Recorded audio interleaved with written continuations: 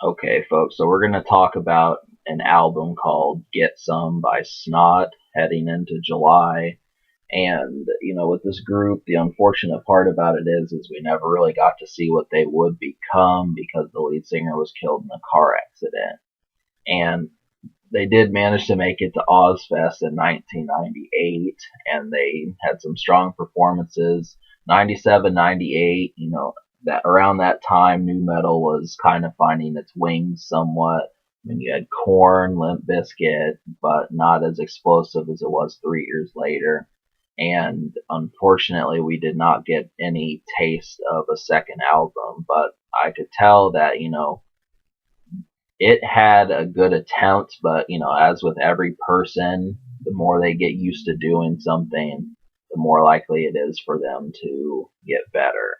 So it kind of whets the appetite for wanting more albums from them. But we did manage to get a second album called Straight Up, where vocalists from other bands replaced what the band had been working on at the time.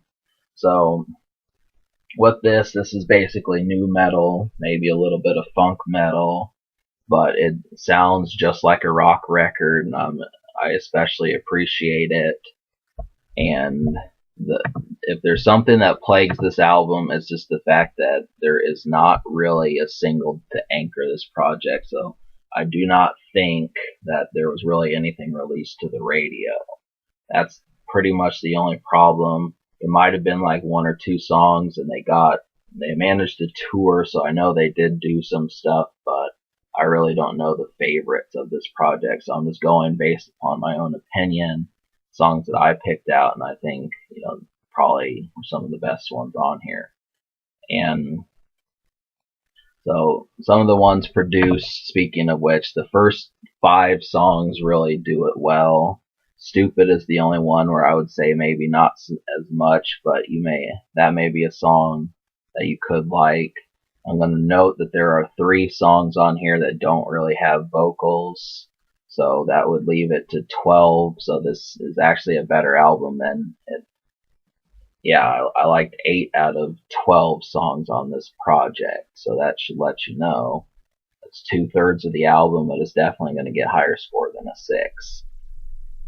And first 5 songs, there's some songs later down the road. I'd say the only real part where it runs out of steam is like in the last 4 songs of the album, songs 12, 13, 14. But other than that, for the most part, it hits you pretty hard.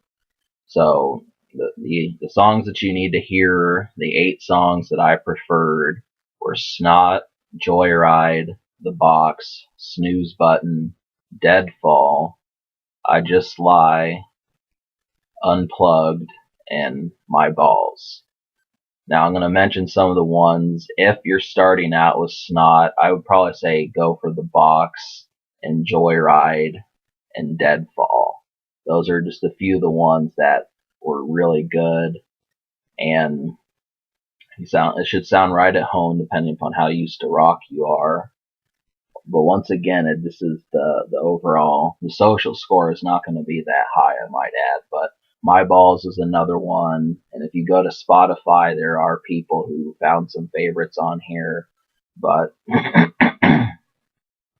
I just kind of went by the ones that I felt like would be something that Limp Bizkit would have done, and if they would have done it, how high it would have charted.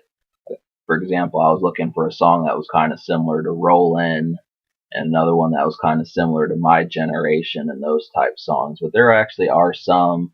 It just is not escaping. That's the one thing you have to remember. So we're kind of getting into the meat of things now versus just scratching the surface. That's really the only thing, but it's not the band's fault. So the album's going to get an 8.5 out of 10, and the future there is none, but there is one more album by them and possibly a live album. The social score, I'm going to give it a 3.5 out of 10, just because it did not receive the maximum promotion it needed. And what the social score means is how well it plays around you and a group of friends, what songs you'll recognize, that type of stuff. So 3.5 out of 10. And yeah, so can it be topped? Not really. So understand that. Subscribe for more fun. This is Get Some by Snot.